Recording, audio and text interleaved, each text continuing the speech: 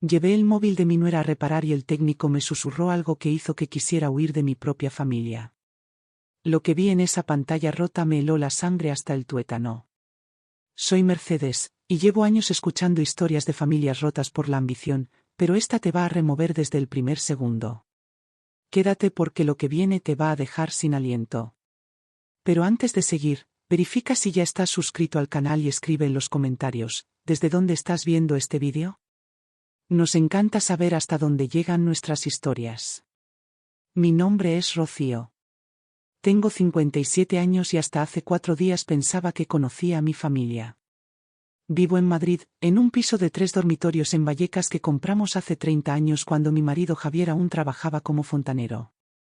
Yo era auxiliar administrativa en un colegio público. Nos jubilamos hace 2 años.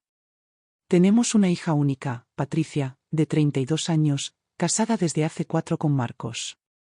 Siempre me pareció un hombre educado, trabajaba como comercial en una empresa de seguros.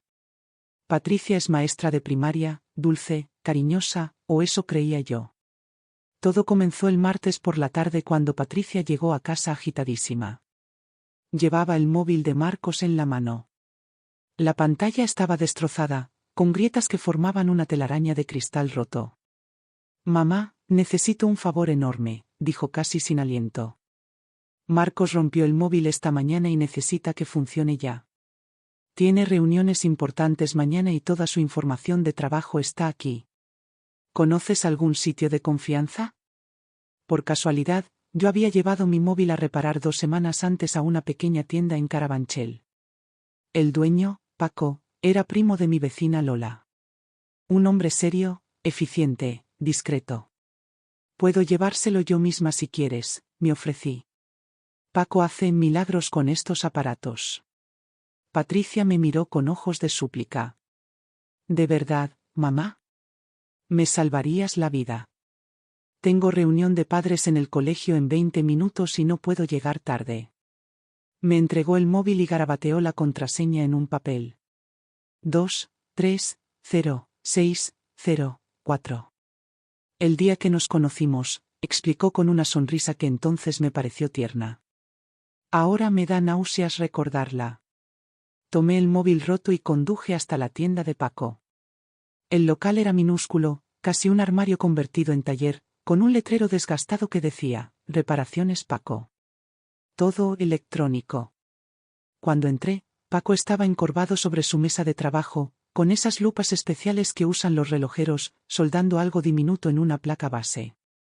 El olor a estaño flotaba en el aire. «Doña Rocío», me saludó levantando la vista. «¿Qué la trae por aquí?» Le expliqué lo del móvil de mi yerno y me aseguró que podría arreglarlo para el día siguiente. «¿Mañana es muy urgente?», pregunté. «Es por trabajo de él». «Déjemelo. Para las 7 de la tarde lo tengo listo». Le di el papel con la contraseña y salí. Pasé el día haciendo recados. Javier tenía cita con el traumatólogo por la rodilla, así que lo acompañé. Luego hicimos la compra semanal en el Mercadona. Vida normal, cotidiana, aburrida. La última tarde de normalidad que tendría en mucho tiempo. A las 7:10 regresé a la tienda de Paco. Cuando entré, su expresión me alertó de inmediato. No me saludó con su sonrisa habitual. Parecía incómodo, nervioso incluso. Miró hacia la calle como verificando que nadie me hubiera seguido. «Doña Rocío», dijo en voz casi inaudible. «El móvil está arreglado, pero hay un problema». «¿Qué tipo de problema?», pregunté frunciendo el ceño. Se acercó más, bajando aún más la voz. «No es con el aparato. Es con lo que hay dentro». No entendí. «¿Cómo?». «Mire, yo respeto la privacidad de mis clientes, siempre.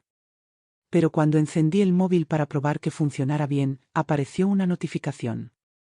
Y lo que vi. Tragó saliva. «Señora, necesita ver esto». Mi corazón comenzó a latir más fuerte. Paco abrió el móvil, navegó hasta la aplicación de WhatsApp y entró en un grupo llamado Plan M. Había 3 participantes, Marcos, Patricia y alguien guardado como Abogado Ruiz. Me mostró la pantalla y el suelo pareció desaparecer bajo mis pies. Los mensajes eran recientes, del día anterior. Patricia había escrito: mamá cada vez hace más preguntas sobre el dinero. Creo que empieza a sospechar algo. La respuesta de Marcos me perforó como un cuchillo: entonces hay que acelerar. El abogado ya tiene todo preparado. Una vez que firme los poderes, podemos iniciar el proceso de incapacitación. Con los informes médicos que falsificamos será fácil. No podía respirar. Seguí leyendo como hipnotizada. El tal abogado Ruiz había respondido: confirmo. Con el diagnóstico de Alzheimer que conseguí que el doctor Paredes documente, más los testimonios de ustedes sobre comportamiento errático, un juez declarará incapacidad total. Tendrán control absoluto sobre sus bienes y pensiones. Patricia había respondido con un emoji sonriente: ¿y el apartamento? Marcos: una vez que ella no pueda decidir por sí misma, vendemos el piso alegando que necesitan cuidados en una residencia. El valor está en 300.000 euros. Menos los gastos de la residencia barata que encontramos, nos quedan casi 250.000 limpios. Abogado Ruiz: y las pensiones de ambos suman 2.200 euros mensuales. Pueden gestionar ese dinero como tutores legales. Nadie cuestionará los gastos. Mi hija. Mi única hija.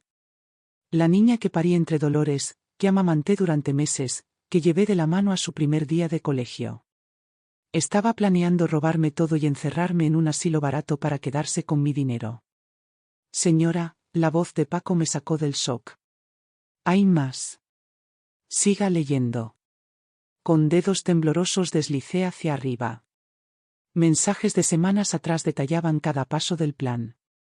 Como Patricia había convencido al doctor Paredes, nuestro médico de familia desde hacía 15 años, para que creara un historial falso de deterioro cognitivo.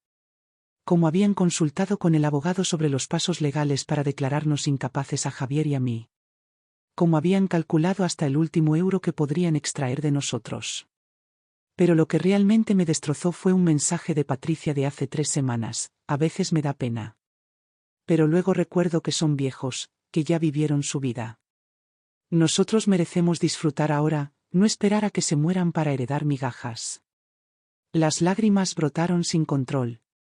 Paco me acercó una silla y me ayudó a sentarme. Lo siento muchísimo, doña Rocío, murmuró. Pero tenía que decírselo. No podía dejar que esto siguiera. ¿Qué hago?, susurré más para mí misma que para él. ¿Qué hago con esto? Paco cerró la tienda, giró el cartel a cerrado y se sentó frente a mí. Mire, señora. Yo no soy abogado ni policía, pero esto que tienen planeado es un delito. Fraude, estafa, falsificación de documentos. Usted tiene que protegerse. Tenía razón. Pero mi mente apenas podía procesar la información. Mi hija. Mi Patricia. ¿Cómo había llegado a esto?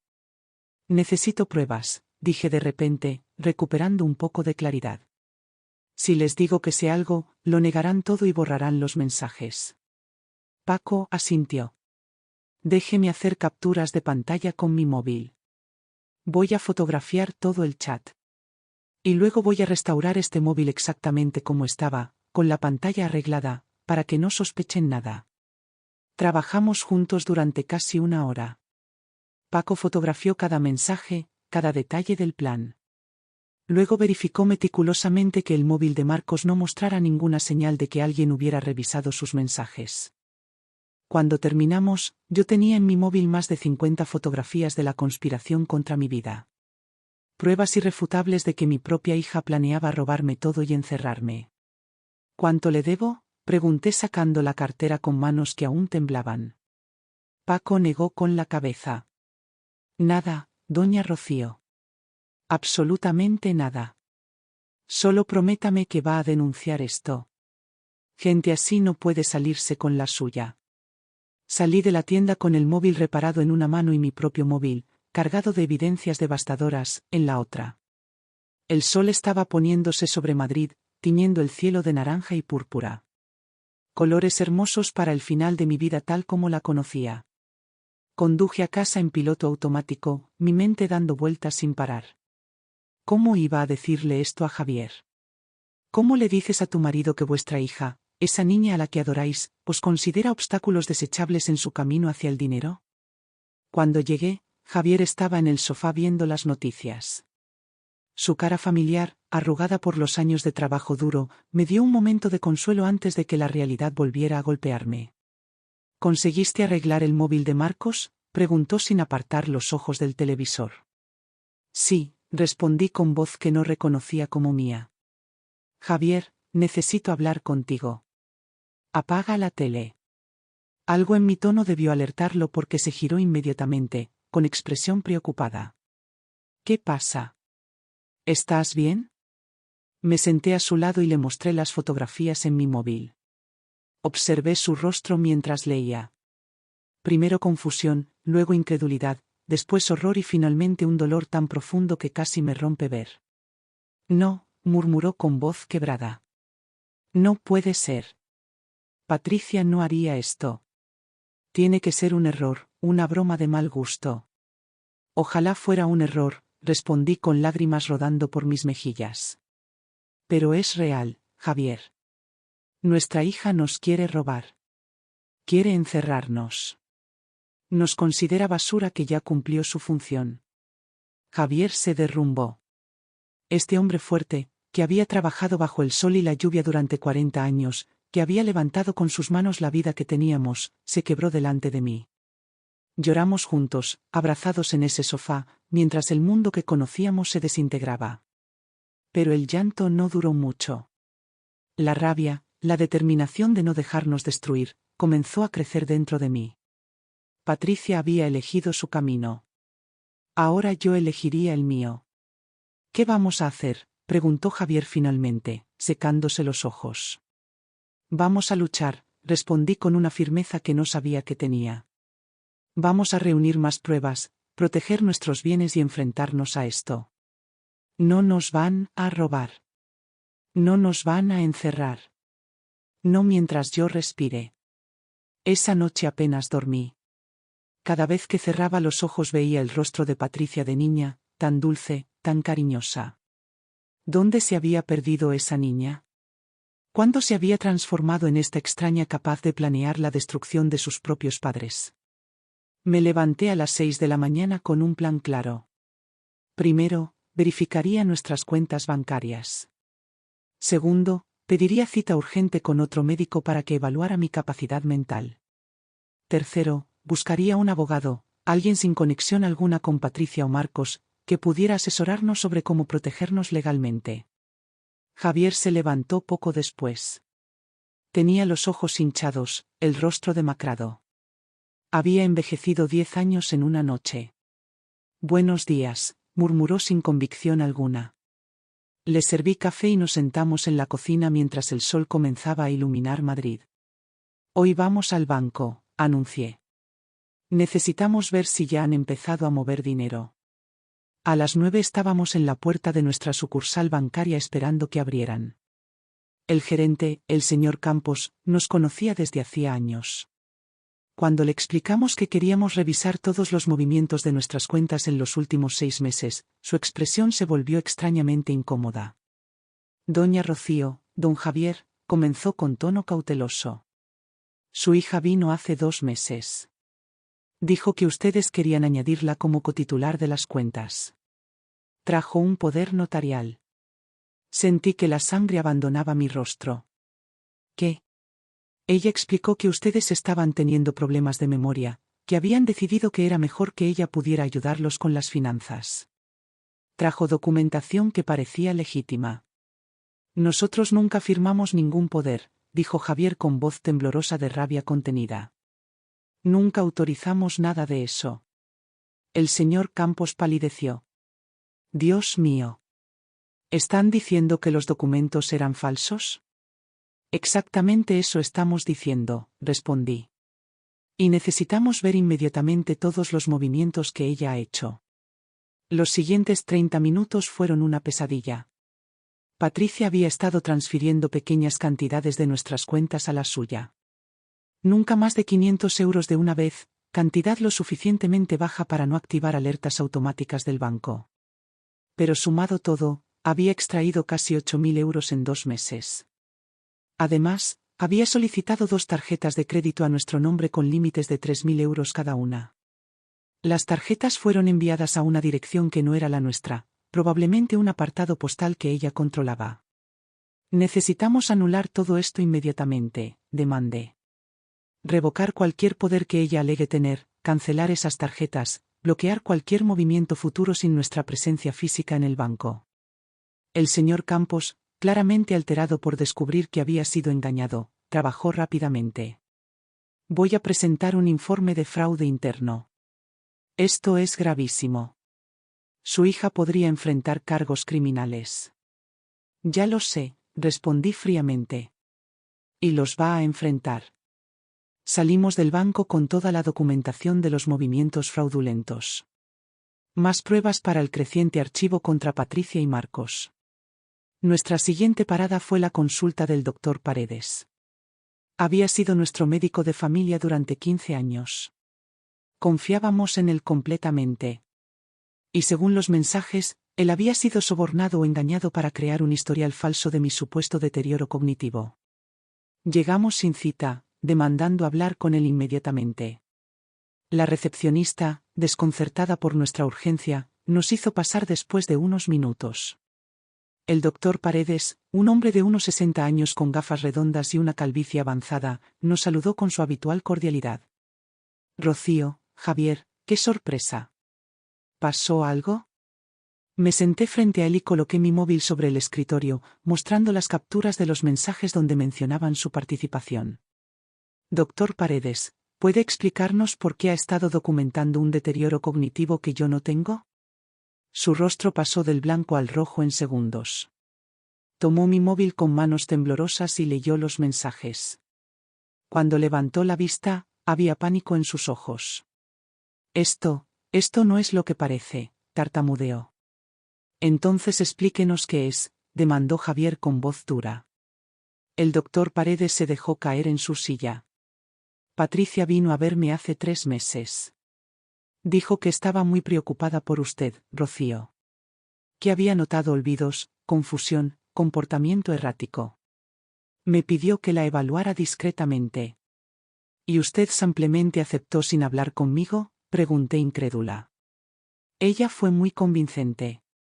Trajo ejemplos específicos. Dijo que usted había olvidado su propia dirección en varias ocasiones, que se perdió volviendo del supermercado, que confundía los nombres de personas cercanas. Mentiras, dije con voz cortante. Todo mentiras. Y usted las creyó sin verificar. El médico parecía al borde del colapso. Hice anotaciones basándome en lo que ella me dijo. Pensé que estaba siendo una hija preocupada. Nunca imaginé. ¿Imaginó qué? Le corté. ¿Qué nos estaba preparando para robarnos? ¿Qué iba a usar sus notas para declararnos incapaces y encerrarnos? Dios mío, murmuró cubriéndose el rostro. ¿Qué he hecho? Nos ha puesto en grave peligro, respondió Javier. Eso es lo que ha hecho. El doctor Paredes levantó la vista con lágrimas en los ojos. ¿Qué puedo hacer para arreglarlo? Puede empezar escribiendo un informe completo, respondí. Documentando que fui evaluada por usted hoy y que no presenté ningún signo de deterioro cognitivo. Que todas las anotaciones previas fueron basadas únicamente en relatos de terceros sin verificación clínica. Lo haré, prometió inmediatamente. Lo haré ahora mismo. Pasamos la siguiente hora en su consulta mientras el doctor Paredes me realizaba una evaluación completa. Pruebas de memoria, de razonamiento, de orientación temporal y espacial. Todas perfectas. Documentó meticulosamente que yo estaba completamente lúcida y capaz. Rocío, dijo finalmente entregándome el informe impreso y firmado. Lo siento más de lo que puedo expresar. Fui un tonto al creer sin verificar. Si hay algo más que pueda hacer. Puede estar dispuesto a testificar si esto llega a los tribunales, respondí guardando el informe.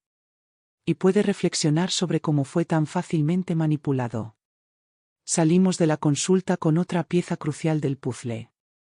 El médico que supuestamente me diagnosticaría con Alzheimer acababa de certificar que yo estaba perfectamente bien. ¿Qué sigue?, preguntó Javier mientras caminábamos hacia el coche. Un abogado, respondí.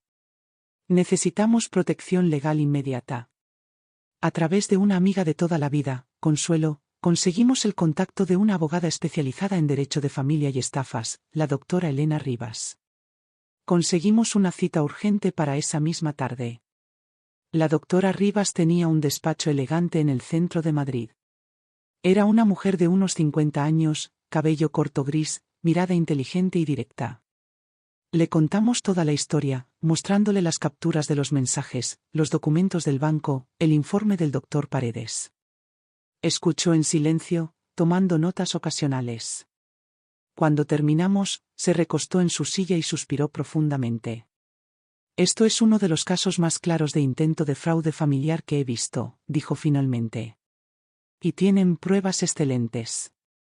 Los mensajes, los movimientos bancarios, la falsificación de documentos, la manipulación del médico. Tenemos material para presentar cargos criminales. ¿Qué debemos hacer primero?, pregunté. Primero, vamos a blindar todos sus bienes, explicó. Testamento actualizado con un albacea independiente. Poderes de representación solo en manos de personas de absoluta confianza, no familiares directos. Instrucciones claras sobre cuidados médicos y decisiones financieras. Segundo, vamos a presentar una denuncia formal ante la policía. Lo que han planeado constituye varios delitos. ¿Y Patricia?, preguntó Javier con voz quebrada. ¿Irá a la cárcel? La doctora Rivas lo miró con compasión. Entiendo que es su hija y esto es desgarrador. Pero si los cargos prosperan, sí, podría enfrentar prisión. Fraude, falsificación de documentos, apropiación indebida. Estamos hablando de delitos graves. Javier cerró los ojos, lágrimas silenciosas rodando por sus mejillas. Tomé su mano, mi propia visión borrosa por el llanto. Hagamos lo que hay que hacer, dije finalmente. No por venganza, sino para protegernos. Pasamos las siguientes 3 horas en el despacho de la doctora Rivas, firmando documentos, estableciendo salvaguardas legales, planeando cada paso. Cuando salimos, era de noche. Las luces de Madrid parpadeaban a nuestro alrededor, indiferentes a nuestro drama personal. ¿Cuándo le devolvemos el móvil a Marcos?, preguntó Javier en el coche. Había estado evitando pensar en eso. Patricia había llamado 2 veces preguntando por el móvil. Le había dicho que el arreglo estaba tomando más tiempo del esperado, que Paco había tenido que pedir una pieza especial. Mañana, decidí. Le diré a Patricia que venga a recogerlo. Y actuaremos como si nada hubiera pasado. Necesitamos más tiempo para prepararnos antes de que sepan que descubrimos su plan. Esa noche, por segunda vez consecutiva, apenas pude dormir. Sabía que pronto tendría que enfrentar a mi hija. Mirarla a los ojos sabiendo lo que había planeado, lo que pensaba de nosotros, cómo había calculado fríamente cuánto valíamos muertos versus vivos. A la mañana siguiente, llamé a Patricia. Mamá, por fin, respondió con tono de alivio exagerado. ¿Ya está el móvil? Sí, cariño. Perdona la demora.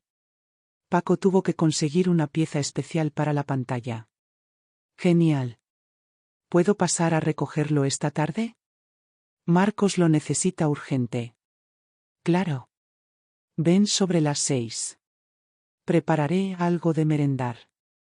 Cuando colgué, Javier me miraba con expresión atormentada. ¿Cómo vas a poder estar en la misma habitación que ella y fingir normalidad? De la misma forma que ella ha estado fingiendo ser nuestra hija amorosa mientras planeaba destruirnos, respondí con más amargura de la que pretendía mostrar. A las 6 en punto sonó el timbre. Respiré hondo y fui a abrir. Patricia estaba allí con su sonrisa habitual, ese gesto que antes me llenaba de amor y ahora me revolvía el estómago. Hola, mamá, dijo besándome la mejilla. El contacto me dio escalofríos. Hola, cariño. Pasa. El móvil está en la mesa. Entró charlando sobre su día en el colegio, sobre sus alumnos, sobre lo cansada que estaba. Actuación perfecta. Si no hubiera visto los mensajes, jamás habría sospechado nada. Tomó el móvil, lo encendió, verificó que funcionara. Perfecto. ¿Cuánto fue? Déjame pagarte. No te preocupes. Paco no cobró casi nada. 50 euros. Patricia sacó su cartera y me entregó el dinero. Mientras lo hacía, aproveché para observarla. ¿Había alguna señal de culpa, de remordimiento? Nada. Solo eficiencia, prisa por marcharse con el móvil que contenía toda la evidencia de su traición. Gracias, mamá. Marcos va a estar feliz. Estuvo súper estresado sin el móvil. Me imagino. ¿Cómo van las cosas con ustedes?, pregunté, incapaz de resistir la tentación de probar. Bien, bien. Trabajando mucho los dos. A veces nos preguntamos cuándo llegará nuestra oportunidad de disfrutar un poco, ¿sabes? Una pausa significativa. Pero bueno, es lo que hay. Ahí estaba. Esa pequeña queja velada. Nosotros éramos el obstáculo para su oportunidad de disfrutar. Ya les llegará su momento, dije con tono neutro. Ustedes son jóvenes aún. Eso espero, respondió Patricia con una sonrisa que ahora me parecía como la de un tiburón. Bueno, mamá, me tengo que ir. Marcos está esperando el móvil. Te llamo mañana. Se despidió con otro beso en la mejilla y se fue. Tan pronto como cerré la puerta, me apoyé contra ella, temblando. Javier apareció desde la sala donde había estado escuchando todo. Nos abrazamos sin decir palabra. No hacía falta. Ambos sentíamos la misma mezcla devastadora de dolor, rabia e incredulidad. Durante los siguientes días, con la ayuda de la doctora Rivas, completamos todos los trámites legales. Actualizamos testamentos nombrando como albacea a Consuelo, mi amiga de confianza. Establecimos poderes de representación muy específicos que requerían múltiples firmas y verificaciones notariales. Blindamos todas nuestras cuentas bancarias. Y finalmente, una semana después de descubrir el plan, presentamos la denuncia formal ante la policía. El inspector Ramírez, del Departamento de Delitos Económicos, revisó toda nuestra documentación con creciente asombro. Señores Pérez, esto es extraordinario. Y terrible. Tienen pruebas sólidas de conspiración para fraude, falsificación de documentos, apropiación indebida. ¿Qué pasará ahora?, preguntó Javier. Vamos a abrir una investigación formal. Necesitaremos hablar con el banco, con el doctor Paredes, verificar los documentos falsificados. Y entonces, si todo se confirma como ustedes presentan, emitiremos órdenes de arresto para Patricia Pérez Muñoz, Marcos Sánchez Vargas y el abogado implicado, identifiquemos quién es. Órdenes de arresto. Para mi hija. Las palabras flotaban surrealistas en mi mente. Mi niña, mi única hija, sería arrestada por intentar robarme y encerrarme. ¿Cuánto tiempo tomará?, pregunté. Unas 2 semanas para completar la investigación preliminar. Les sugiero que mantengan la distancia de su hija y su yerno durante ese periodo. Actúen con normalidad si contactan, pero no se reúnan en persona. Asentimos. Era fácil decir, mantengan distancia. Patricia llamaba casi a diario, supuestamente preocupada por nosotros, preguntando cómo estábamos, sugiriendo que fuéramos a comer juntos. Cada llamada era una tortura. Escuchar su voz cariñosa, sabiendo la mentira que era, me desgarraba. Una semana después recibí una llamada de Patricia que me heló la sangre. Mamá, tengo una noticia emocionante, dijo con voz entusiasmada. Marcos y yo hemos estado pensando. ¿Qué te parecería si nos mudáramos con ustedes? Podríamos ayudarlos más, estar más cerca. Y el piso de ustedes es grande, hay espacio de sobra. Ahí estaba. El siguiente paso de su plan. Instalarse en nuestra casa, controlar cada aspecto de nuestras vidas, estar presentes para ejecutar el golpe final. Ay, cariño, Es un ofrecimiento muy lindo, respondí forzando calidez en mi voz. Pero sabes que a tu padre y a mí nos gusta nuestra independencia. Además, ustedes necesitan su espacio de pareja. Pero, mamá, insisto. Hemos notado que últimamente estás un poco despistada. El otro día olvidaste nuestra llamada, ¿recuerdas? Y papá con la rodilla mal. Sería mejor que estuviéramos cerca. Estaba sembrando la narrativa de nuevo.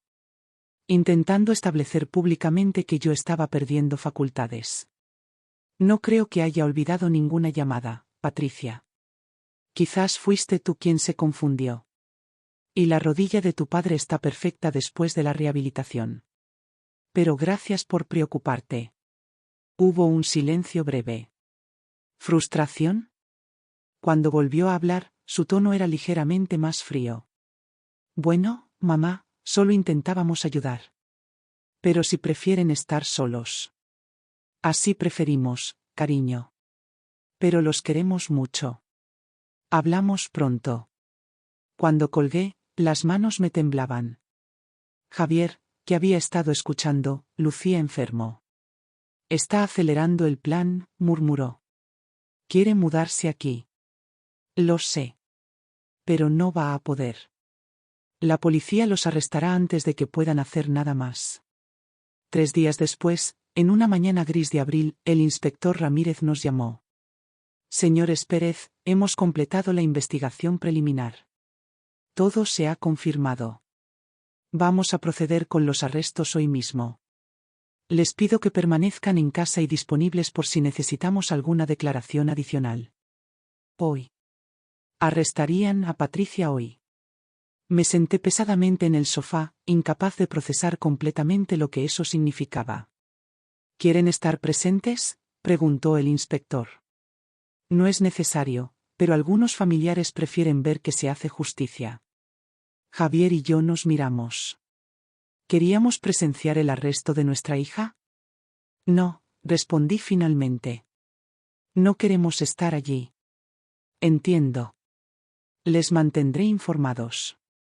Las horas siguientes fueron una agonía. Esperábamos, sin poder concentrarnos en nada, imaginando lo que estaba sucediendo. ¿Dónde la arrestarían? ¿En casa, en el trabajo, en la calle? ¿Cómo reaccionaría?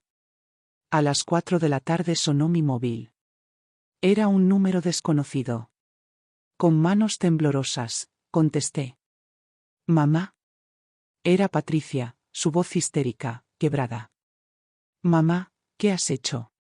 ¿Por qué? ¿Por qué me haces esto? Yo no te hice nada, Patricia, respondí con voz que me sorprendió por su firmeza. Tú planeaste robarme, encerrarme, tratarme como basura. Yo solo me defendí.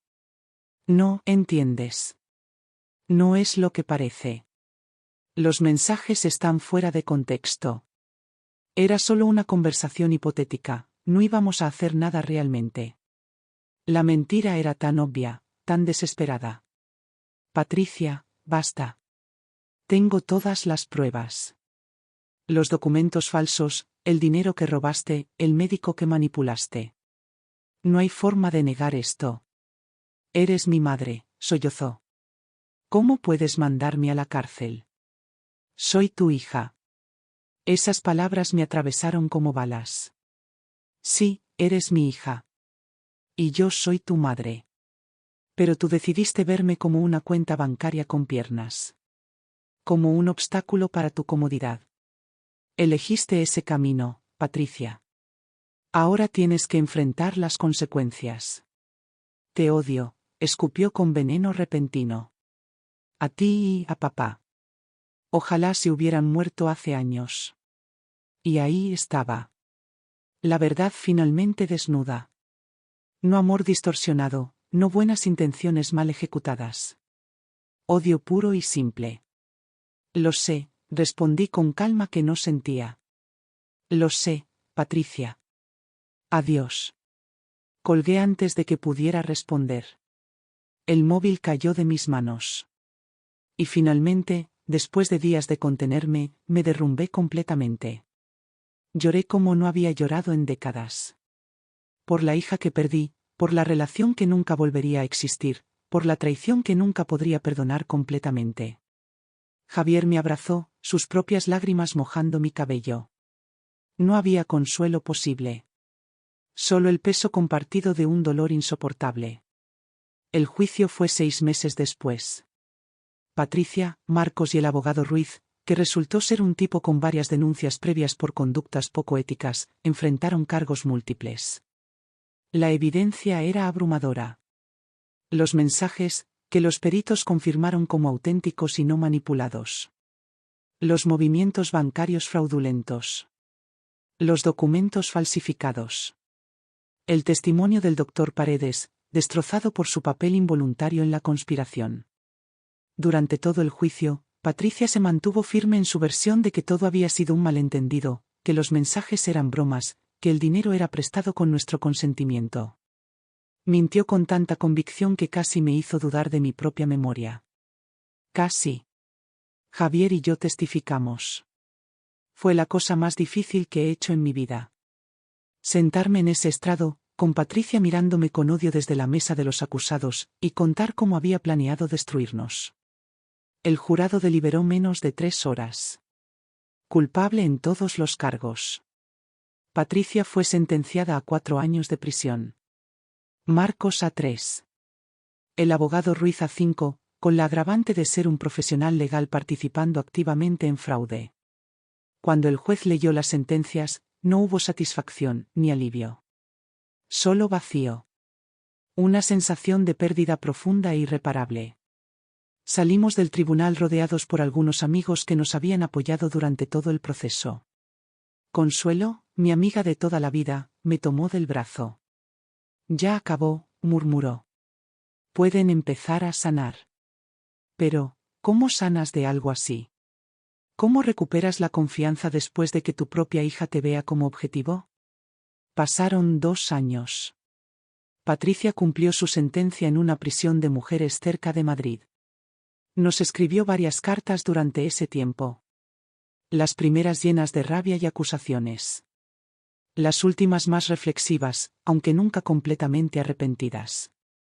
Después de mucha terapia, de muchas conversaciones dolorosas, Javier y yo decidimos visitarla. No por ella, sino por nosotros. Para cerrar un ciclo, para intentar encontrar algo parecido a la paz. La prisión era un lugar deprimente. Paredes grises, rejas por todas partes, olor a desinfectante barato. Patricia estaba más delgada, más pálida, con el cabello mal cortado y la mirada dura. Nos sentamos frente a ella, separados por una mesa metálica. Por varios minutos nadie habló. ¿Por qué vinieron?, preguntó finalmente, su voz ronca. No lo sé realmente, respondí honestamente. Supongo que porque a pesar de todo, sigue siendo nuestra hija. Algo pasó por su rostro. No arrepentimiento exactamente, pero quizás el inicio de comprensión. Estaba tan enfadada, murmuró. Con la vida, con mi situación, con todo. Veía su vida cómoda, su dinero ahorrado, su piso pagado. Y nosotros luchando cada mes. Me parecía injusto. Ese dinero fue ahorrado con 40 años de trabajo, dijo Javier con voz cansada. Cada euro ganado con esfuerzo. No era un premio de lotería que nos tocó. Lo construimos con sacrificio, con años de levantarnos a las 6 de la mañana, de apretarnos el cinturón. Lo sé, reconoció Patricia. Lo sé ahora. Pero en ese momento solo veía lo que yo no tenía. Marcos me convenció de que ustedes eran egoístas por guardar todo ese dinero, por no ayudarnos más. Empecé a creerle. ¿Y de verdad creías que estaba bien robarnos?, pregunté. ¿Encerrarnos? ¿Destruirnos? Patricia bajó la mirada. Me convencí de que era lo mejor para todos. Que ustedes ya eran mayores, que eventualmente necesitarían estar en una residencia de todas formas, que estábamos acelerando lo inevitable. Acelerando robar nuestra dignidad, corregí. Nuestra libertad. Nuestra vida. Lágrimas comenzaron a rodar por sus mejillas. Lamento haberos decepcionado. Lamento todo. Pero entenderé si nunca pueden perdonarme. Javier suspiró profundamente. No sé si podemos perdonar completamente, Patricia. El daño fue muy profundo. Pero podemos intentar entender, podemos intentar seguir adelante. No hubo reconciliación cinematográfica, no hubo abrazos lacrimógenos. Solo un reconocimiento triste de que algunas cosas se rompen de formas que nunca pueden ser completamente reparadas. Pero quizás, con tiempo, puedan ser parcialmente remendadas. Patricia salió de prisión hace 6 meses. Se divorció de Marcos, quien sigue insistiendo que todo fue culpa de Patricia. Se mudó a Barcelona, lejos de Madrid, lejos de nosotros. Nos habla ocasionalmente. Conversaciones breves, incómodas, pero que poco a poco se vuelven menos dolorosas. No sé si algún día tendremos una relación real de nuevo. Tal vez sí. Tal vez no. Pero he aprendido a vivir con esa incertidumbre. Ahora, 5 años después de esa tarde en la tienda de Paco, Javier y yo estamos sentados en nuestro balcón, viendo el atardecer sobre Madrid. Seguimos en el mismo piso, a pesar de todo. Es nuestro hogar. No dejamos que nos lo quitaran. ¿En qué piensas?, pregunta Javier tomando mi mano. En todo, respondo. En cuanto cambió nuestras vidas. En cómo casi lo perdimos todo. En cómo sobrevivimos. Somos más fuertes de lo que pensábamos, dice él. Tiene razón. Descubrimos fortaleza que no sabíamos que teníamos. Aprendimos a protegernos, a confiar en nuestro instinto, a luchar cuando habría sido más fácil rendirnos. La traición de Patricia nos marcó para siempre. Pero no nos destruyó. Y esa, quizás, es la mayor victoria posible. Si esta historia te removió, si te viste reflejado, suscríbete ahora mismo. Aquí vas a encontrar más historias reales, reflexiones y consejos para poner límites sanos y recuperar tu dignidad en la familia. Tu experiencia importa, y aquí tienes un lugar donde se escucha. Y si esta historia te ayudó, te hizo pensar o te acompañó un rato, suscríbete al canal, dale me gusta y comparte este vídeo con alguien que lo necesite. Cuantos más seamos, más fuerte será esta comunidad de personas que no se rinden, incluso cuando la vida familiar duele. Yo soy Mercedes, y esta fue la historia de Rocío, una mujer que casi pierde todo a manos de quien más confiaba, pero que encontró la fuerza para defenderse y reconstruir su vida. Porque a veces, la mayor valentía no es perdonar. Es protegerte.